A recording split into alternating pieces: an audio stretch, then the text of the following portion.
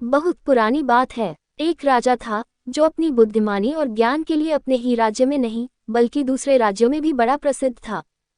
संसार में ऐसी कोई वस्तु नहीं थी जिसका उसे ज्ञान न हो। कोई भी चीज और कोई व्यक्ति भी उसकी नजरों से बच नहीं सकता था। उसकी एक बड़ी अजीब आदत थी। हर दोपहर को जब घर के सब लोग खाना खा चुके होते थे और खाने की मेज से सारी चीजें उठाकर जब उसे बिल्कुल साफ कर दिया जाता था और केवल राजा ही खाने के कमरे में अकेला बैठा होता तो उसका विश्वसनीय सेवक चांदी के बर्तन में कुछ ढककर लाता और चुपचाप राजा के खाने की मेज पर रखकर चला जाता। उस सेवक के जाने के बाद राजा चुपचाप उस बर्तन को खोलता, उसमें कुछ निकालकर खाता और खाकर फिर उस बर्तन को उसी तरह कसकर बंद कर देता जैसा उसका सेवक उसके पास छोड़ गया था। घर के किसी भी आदमी को यह नहीं मालूम था कि इस चांदी के बर्तन में क्या चीज है, क्योंकि घर के किसी भी व्यक्ति को उस बर्तन को खोलने की अनुमति नहीं थी, यहाँ तक कि राजा के विश्वसनीय सेवक को भी नहीं। एक दिन राजा के उस सेवक के मन में ये जानने की तीव्र इच्छा हुई कि इस चांदी के बर्तन में ऐसा क्या है जिसके बारे में राजा के घर के किसी भी व्यक्ति को नहीं मालूम और न ही उन्हें ये जानने की आज्ञा है। वह अपनी जिज्ञासा को रोक नहीं पाया। उसने सोच लिया कि आज वह ये जरूर जानकर रहेगा कि इस चांदी के बर्तन में ऐसा क्या है जिसको राजा सब लोगों के चले जाने के बाद ही मंगवाता है। उस दिन जब वह सेवक अपने राजा के लिए वह बर्तन ले जाने लगा तो उसने महल के एक सूने कमरे के कोने में ले जाकर उसे खोला। उसने देखा कि एक छोटा सा सफेद सांप उबालकर उस चांदी के बर्तन में रखा था और साथ ही छुरी कांटा चम्मच भी सफेद रंग के थे। उसने चुपके से सांप का एक टुकड़ा काटकर अपने मुंह में रख लिया, ये जानने के लिए कि यह ऐसी कौन सी स्वादिष्ट चीज है जिसे राजा सबसे बाद में खाता है। जैसे ही सेवक ने उस सफेद सांप का एक टुकड़ा अपनी जीभ पर रखा, उसे महल के बाहर बैठी चिड़ियों की आवाजें साफ साफ समझ में आने लगी। तब उसने चुपचाप उस कमरे की खिड़की के पास खड़े होकर उनकी बातें सुनने की कोशिश की। वे दोनों चिड़िया अपने अपने अनुभवों के बारे में एक दूसरे को सुना रही थीं, जो उन्हें कल खेतों, खलिहानों और बागों में हुए थे। सफेद सांप ने राजा के सेवक को अब पशु पक्षियों की भाषा समझने की शक्ति प्रदान कर दी थी। फिर वह चुपचाप जाकर राजा के चांदी का कटोरा उसके खाने की मेज पर रखाया। उसी दिन एक ऐसी घटना घटी कि राजा के सेवक को राजमहल छोड़ना पड़ा, क्योंकि उसी दिन रानी की हीरे की अंगूठी कहीं गिर गई। रानी को राजा के इस विश्वसनीय सेवक पर शक हुआ, क्योंकि सिर्फ उसी सेवक को पूरे महल में आने जाने की अनुमति थी। राजा ने अपने सेवक को बुलाकर रानी की हीरे की अंगूठी के बारे में पूछा, पर उस सेवक ने कहा कि उसने यह अंगूठी कहीं भी नहीं देखी। राजा ने उसे बहुत धमकाया कि अगर कल सुबह तक उसने अंगूठी के चोर को नहीं ढूंढा तो उसे जेल में डाल दिया जाएगा। वह सेवक बार बार अपनी बेगुनाही साबित करने की कोशिश करता रहा, पर राजा ने उसकी एक न सुनी। जेल और मौत के भय ने उसकी जिंदगी दूभर कर दी। उसे समझ नहीं आ रहा था कि ऐसी हालत में वह क्या करे, किससे मदद मांगे। ऐसा सोचते सोचते वह महल के बाहर बने हुए तालाब के किनारे पर जाकर बैठ गया और अपनी मौत का इंतजार करने लगा, क्योंकि उसे पूरा विश्वास था कि कल सुबह तक उसे इस खोई अंगूठी का पता नहीं चल सकेगा और राजा उसे मौत की सजा सुना देगा। वह ऐसा सोच ही रहा था कि तभी सफेद रंग की दो बतखें वहां तैरती हुई आई और आपस में बातें करने लगी। वह सेवक ध्यान से उन दोनों की बातें सुनने लगा। एक बतख ने दूसरी बतख को बताया, मेरे पेट में कुछ चुभ रहा है। आज जब रानी राजा सुबह सैर करने आए थे तब रानी ने पानी से हाथ धोने के लिए इस तालाब में हाथ डाले तो उसकी अंगूठी पानी में गिर गई और मैंने उसे झट से निगल लिया। अब वही अंगूठी मेरे पेट में चुभ रही है। सेवक ने जैसे ही उस बतख की बात सुनी, वह फौरन तालाब में उतर गया। उस बतख को पानी से निकालकर ले आया और दौड़ा दौड़ा रसोई में जाकर रसोइये से बोला, आज शाम के भोजन के लिए तुम इस बतख को काटो। रसोइये ने कहा, ठीक है, तुम इसे यहीं छोड़ जाओ, मैं बाद में काटूंगा। पर बेचारे सेवक को शांति कहाँ थी। वो तो अपनी मौत के डर से परेशान था।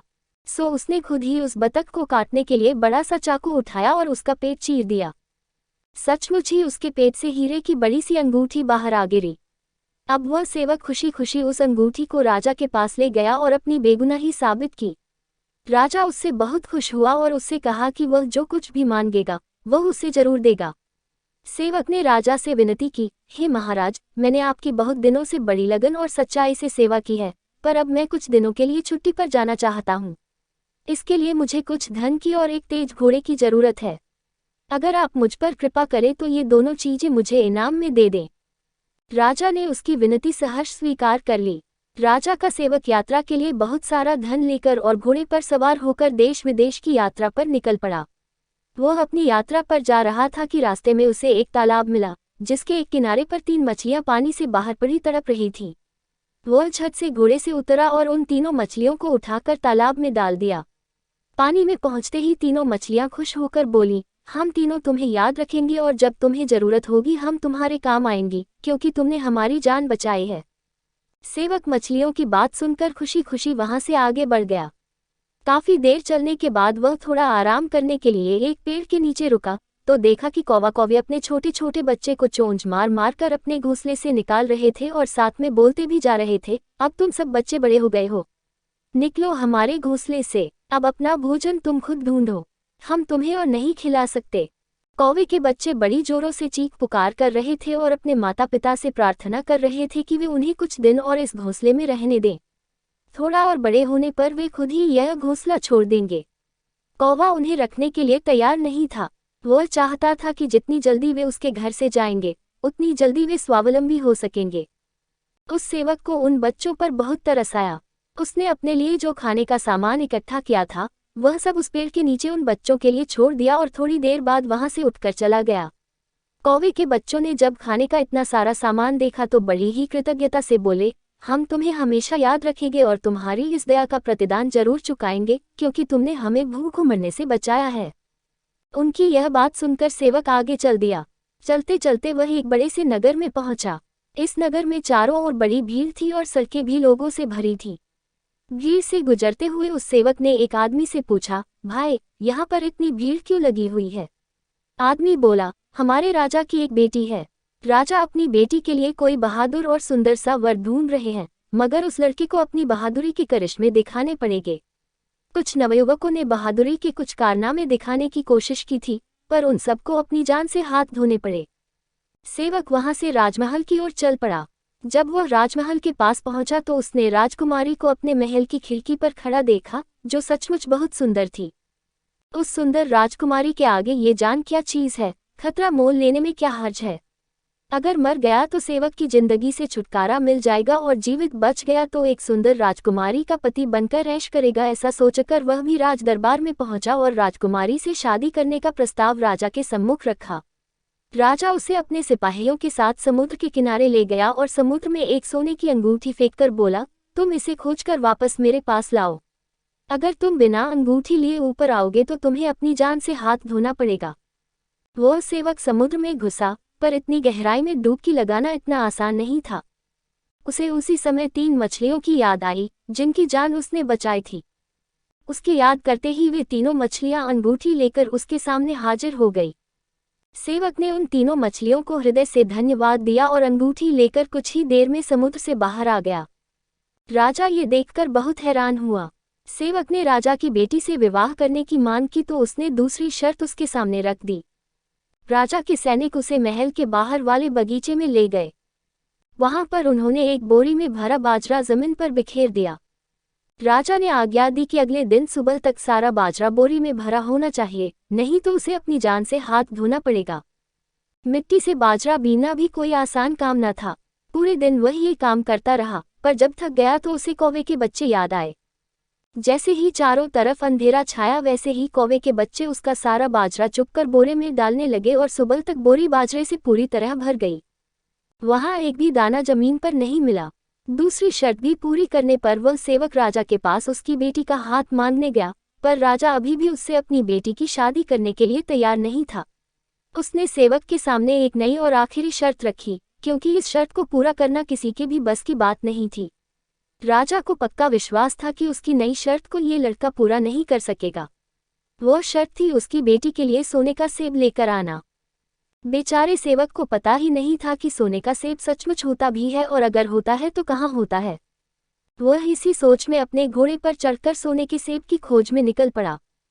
पर कहाँ जाए, इसी सोच में वह उस राजा के राज्य की सीमा से बाहर आकर एक जंगल में घुस गया। चलते चलते जब वह थक गया तो घोड़े से उतरकर एक पेड़ के नीचे बैठकर आराम करने लगा। तभी एक सोने का सेब उसके सामने आकर गिरा। सेब देखकर वह बहुत हैरान हुआ। उसने ऊपर निगाह दौड़ाई तो कौवे के बच्चों को पेड़ पर बैठे देखा।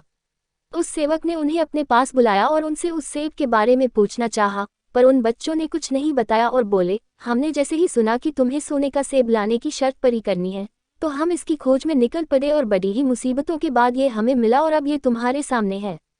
तुम इसे राजा के पास ले जाओ और राजकुमारी से विवाह कर लो, क्योंकि इस बार राजा और कोई शर्त नहीं रखेगा। ये सोने का सेब तुम्हारे लिए भी भाग्यशाली है। सेवक खुशी खुशी राजा के पास पहुंचा और सोने का सेब उसके सामने रख दिया। राजा के पास अब और कोई बहाना नहीं बचा। जो इस सोने के सेब को ले आया, उससे बढ़कर बहादुर और साहसी और कौन हो सकता है, ये सोचकर राजा ने खुशी खुशी अपनी बेटी का विवाह उस सेवक के साथ कर दिया।